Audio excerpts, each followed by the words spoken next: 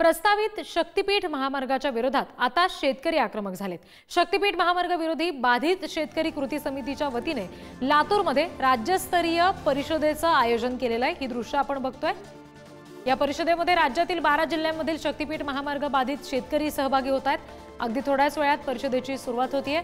2 सत्रात पार पडणाऱ्या या परिषदेमध्ये पुढची दिशा ठरवली जाणार आहे। परिषदेला राजू शेट्टी, खासदार ओमप्रकाश राजे निंबाळकर, आमदार कैलास पाटील यांच्यासह आणखी काही नेते उपस्थित आहेत।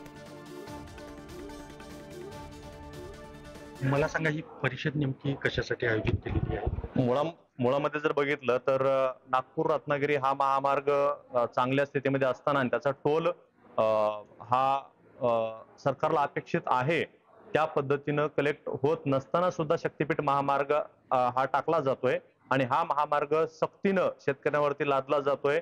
आज मोजणी करण्यासाठी असेल किंवा इतर बाबीसाठी असेल, अधिकारी शेतकऱ्याची कुठलीही परवानगी न घेता बेकायदेशीरपणे येत आहेत। बेकायदेशीरपणे भूसंपादन केलं जातंय आणि कायदा प्रक्रिया ह्या सगळ्या गोष्टी शेतकऱ्यांना कळाव्या अगोदरच बऱ्यापैकी जनजागरण झालेलं आहे आणि शेतकऱ्यांच्या या विषयाचं कुठेतरी विचारमंथन झालं पाहिजे।